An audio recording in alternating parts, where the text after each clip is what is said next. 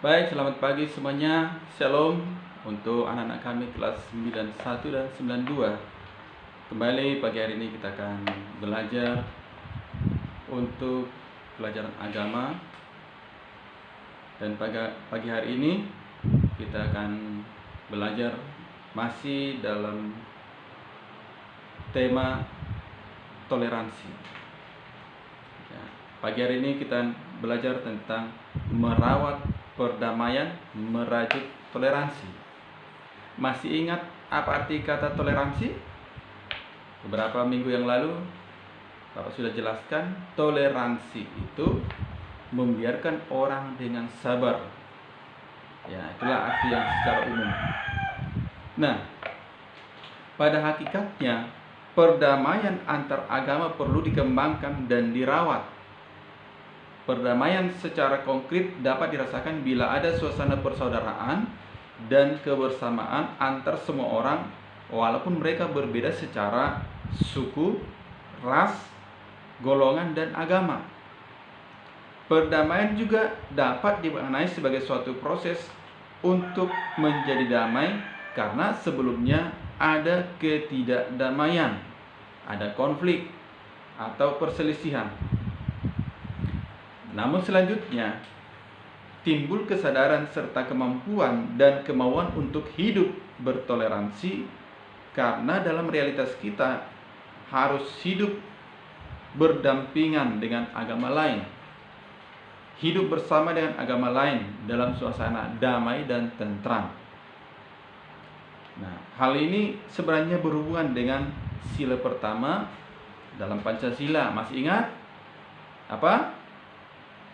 Ya, ketuhanan yang Maha Esa, jangan sampai lupa. Nah, toleransi juga dapat dikatakan sebagai suatu istilah dalam konteks sosial budaya dan agama yang berarti sikap dan perbuatan yang melarang adanya diskriminasi terhadap kelompok-kelompok yang berbeda atau tidak dapat diterima oleh mayoritas dalam suatu masyarakat. Sekali lagi, toleransi juga dapat dikatakan sebagai suatu istilah dalam konteks sosial budaya dan agama yang berarti sikap dan perbuatan yang melarang adanya diskriminasi terhadap kelompok-kelompok yang berbeda atau tidak dapat diterima oleh mayoritas dalam suatu masyarakat.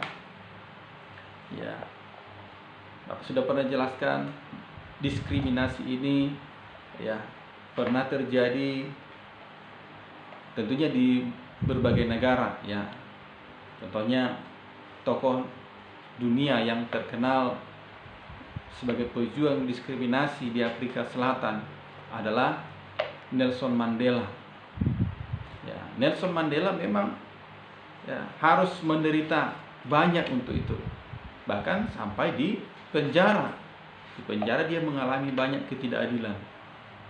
Tapi itu dilakukannya untuk memperjuangkan diskriminasi warna kulit ya di Afrika Selatan. Di negara lain ada lagi Martin Luther King, itu di Amerika lah. Dia juga berjuang melawan diskriminasi. Nah, perdamaian bukanlah suatu hal yang secara otomatis selalu ada di sekitar kita. Oleh karena itu, kehadirannya perlu dirawat dan terus-menerus mengembangkan toleransi. Antara lain dengan sungguh-sungguh mau melakukan dialog. Perdamaian dan toleransi antar beragama bagaikan dua sisi mata uang yang tidak dapat dipisahkan satu sama lain. Penerapan sikap perdamaian berdampak pada toleransi atau sebaliknya, toleransi menghasilkan perdamaian. Keduanya menyangkut hubungan antar sesama manusia. Nah, jadi supaya kita bisa hidup tenang, damai, berdampingan dengan orang yang berbeda banyak dengan kita, maka yang perlu kita tumbuhkan adalah sikap toleransi. Dan sikap toleransi ini ya perlu dirawat. Tadi di awal Bapak sampaikan, toleransi itu membiarkan orang dengan sabar. mungkin bertentangan dengan akal pikiran kita, bertentangan dengan keberadaan kita. Tapi demi terciptanya perdamaian, ketertiban di antara kita, maka kita harus bisa bersabar. Itu yang dikatakan toleransi. Nah, selanjutnya, perdamaian umat beragama berarti antara pemeluk-pemeluk agama yang berbeda bersedia secara sadar hidup rukun dan damai. Bersedia dengan sadar hidup rukun dan damai. Nah, suatu perdamaian yang dilandasi oleh toleransi, karena ada saling pengertian, menghormati, menghargai dalam kesetaraan, dan bekerja sama dalam kehidupan sosial di masyarakat. Nah, hidup rukun berarti hidup bersama dengan masyarakat secara damai, saling menghormati, dan bergotong royong atau bekerja sama. Jika ada perdamaian diaplikasikan pada kehidupan sehari-hari, maka akan muncul toleransi antar umat beragama. Atau jika toleransi antar umat beragama dapat terjalin dengan baik dan benar, maka akan menghasilkan suatu masyarakat yang damai. Nah, jadi jelas kalau kita ingin hidup di dalam kedamaian, ketenangan, tentunya kita mulai dulu dari diri kita dengan sabar membiarkan orang melakukan aktivitasnya, terutama dalam hal beragama ini, ya. Dalam soal beribadah terkadang ini menjadi masalah. Di Indonesia yang sering terjadi adalah ras, ya, atau sara, ya, ras, suku, agama, dan antar golongan. Nah, jangan sampai terjadi berulang kali, ya. Dan ini harus dimulai dari kita yang masih remaja, supaya kita berusaha, ya, membina, merawat kedamaian atau toleransi itu mulai dari diri kita. Nah, toleransi sejati didasarkan pada sikap hormat terhadap martabat manusia, hati nurani dan keyakinan serta keikhlasan sesama apapun agamanya. Jadi toleransi antar umat beragama harus tercermin pada tindakan-tindakan atau perbuatan yang menunjuk umat saling menghargai, saling menghormati, menolong, dan mengasihi. Termasuk di dalamnya menghormati agama dan iman orang lain. Jangan sekali-kali mencela ibadah orang lain. Mungkin kamu melihat cara mereka beribadah aneh, berbeda dengan cara ibadahmu. Jangan mencela, jangan menertawakan, hargai mereka, ya, tunjukkan toleransi, ya.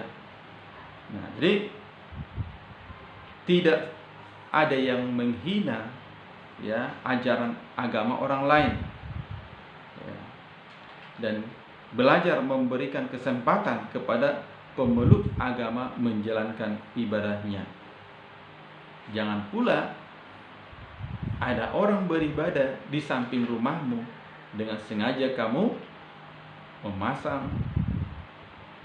tape atau musik dengan kuat,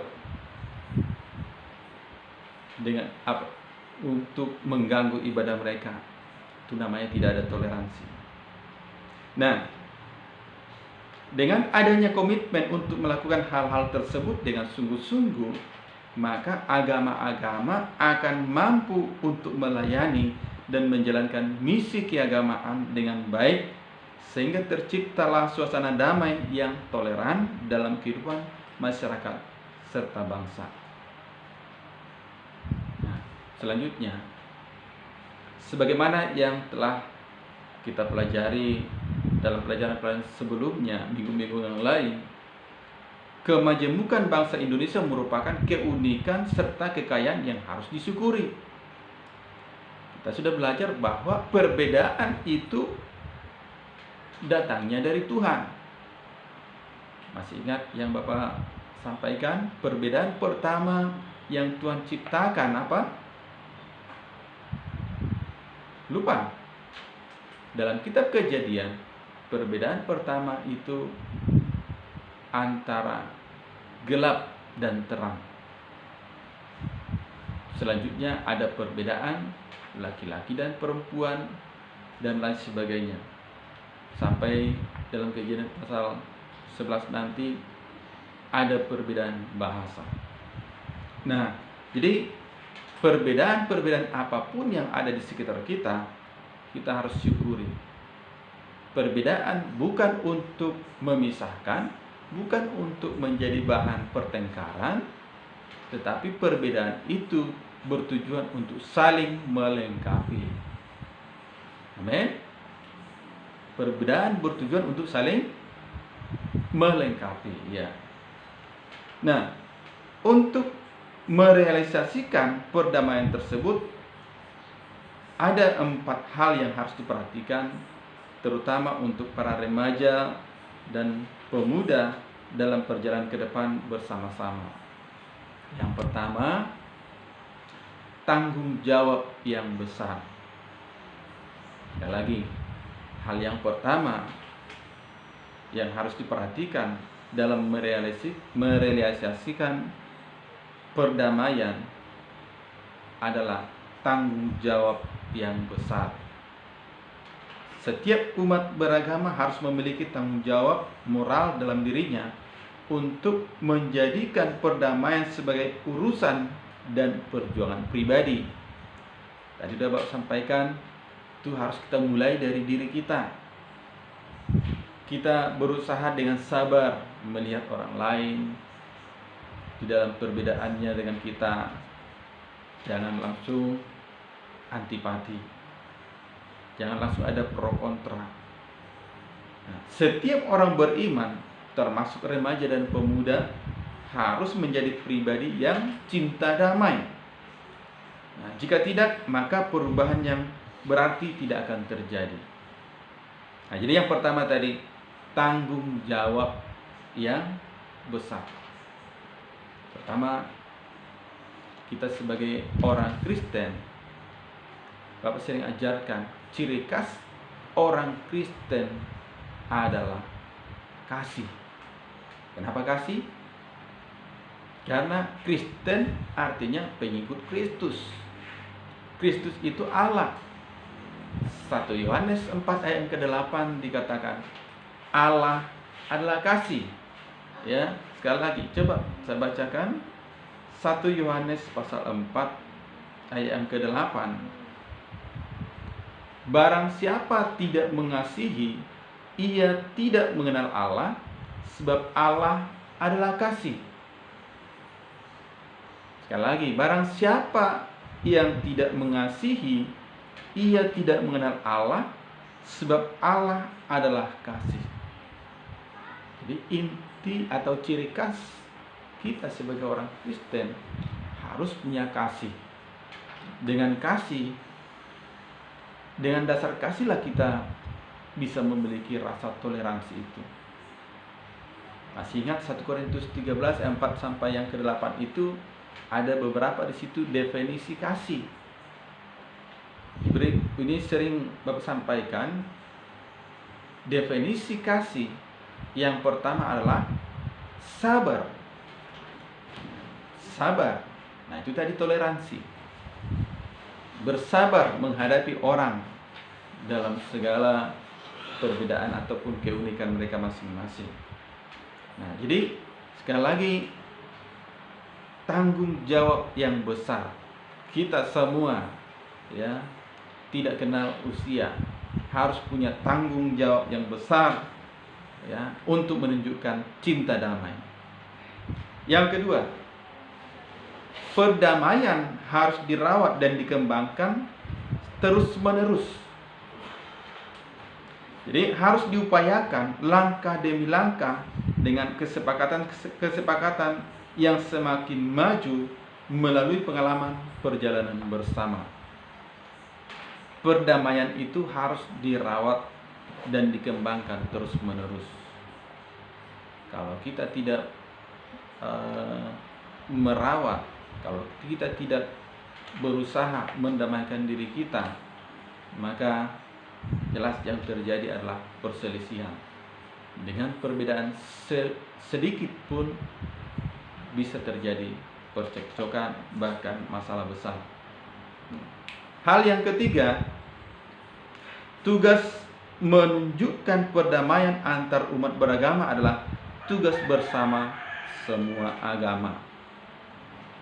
Nah, ini adalah tugas semua umat manusia, apapun agamanya. Yang keempat, kita harus menerobos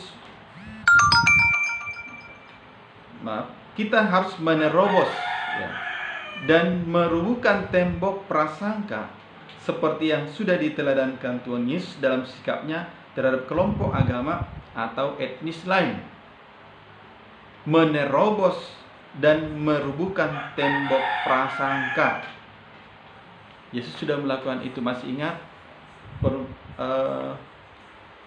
perumpamaan dalam Alkitab atau kisah pertemuan Yesus dengan perempuan Samaria, di mana di situ dikatakan orang Yahudi tidak bergaul dengan orang Samaria, sementara Yesus adalah orang Yahudi. Pada waktu itu Yesus lapar dan haus, dan ada perempuan Samaria datang di situ untuk mengambil air, dan Yesus meminta air kepada perempuan Samaria itu, dan perempuan Samaria itu mengatakan, "Masakan engkau orang Yahudi meminta air minum kepadaku?" Nah, pertemuan Yesus dengan perempuan Samaria itu adalah untuk merubuhkan tembok pemisah antara orang Yahudi dan orang Samaria. Bagi Yesus tidak ada masalah-masalah perbedaan. Nah, ini menjadi teladan bagi kita. Jangan sampai kita terhalang bertemu, bersahabat dengan atau bergaul dengan orang lain karena ada perbedaan. Nah, jadi 4 hal ini yang harus kita realisasikan supaya terjadi perdamaian. Kembali Bapak ulang ke-4 hal ini. Yang pertama adalah tanggung jawab yang besar. Yang kedua, perdamaian harus dirawat dan dikembangkan secara terus-menerus. Yang ketiga, tugas mewujudkan perdamaian antar umat beragama adalah tugas bersama semua agama. Yang keempat, kita harus menerobos dan merubuhkan tembok prasangka. Nah, selanjutnya, salah satu tantangan terhadap pengembangan perdamaian adalah adanya peristiwa-peristiwa lokal yang mengarah pada peningkatan benturan dan konflik sara, suku, agama, ras, dan antar golongan. Nah, ini harus menjadi perhatian kita semua bersama pemerintah dan lembaga keagamaan dalam upaya meningkatkan hubungan yang baik antar suku, agama, ras, dan golongan. Demikian pelajaran kita pagi hari ini.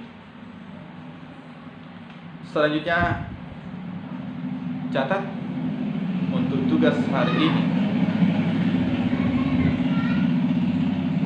dan siapkan alat tulisnya. Tugas hari ini yang pertama, apa arti shalom yang digunakan di dalam Alkitab? Menurut kamu, apa artinya kalau kita mengucapkan shalom kepada orang lain? Yang kedua, kadang-kadang kita mendengar seseorang mengucapkan shalom teman-teman sambil berteriak-teriak karena merasa ucapannya kurang terdengar oleh orang lain. Menurut kamu, apakah ucapan itu menghadirkan shalom bagi mereka yang mendengarkannya? Sering terjadi kan? Ketika memulai ibadah atau pelajaran, pemimpin atau yang membawa doa mengatakan shalom.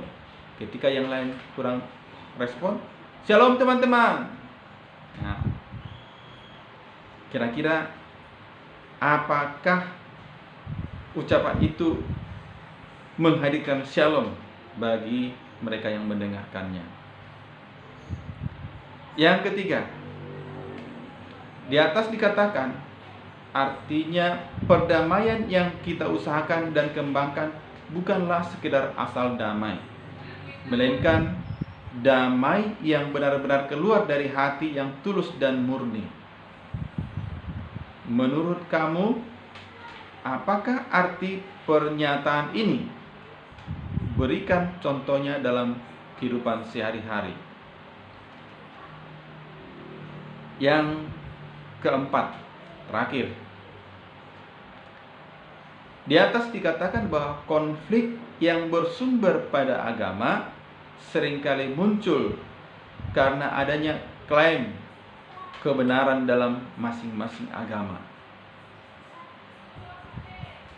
Sekali lagi, di atas dikatakan bahwa konflik yang bersumber pada agama seringkali muncul karena adanya klaim kebenaran dalam masing-masing agama. Coba jelaskan, apakah itu berarti kita tidak dapat mengatakan bahwa agama kita adalah agama yang benar? Jelas semuanya? Baik, Bapak harap semuanya tetap semangat belajar di rumah, menunggu ada keputusan dari pemerintah kapan untuk kembali masuk ke sekolah, atau jadwal yang sebelumnya kita terima tanggal 31 Maret kita kembali ke sekolah. Tentunya nanti ada pengumuman-pengumuman selanjutnya. Demikian, shalom.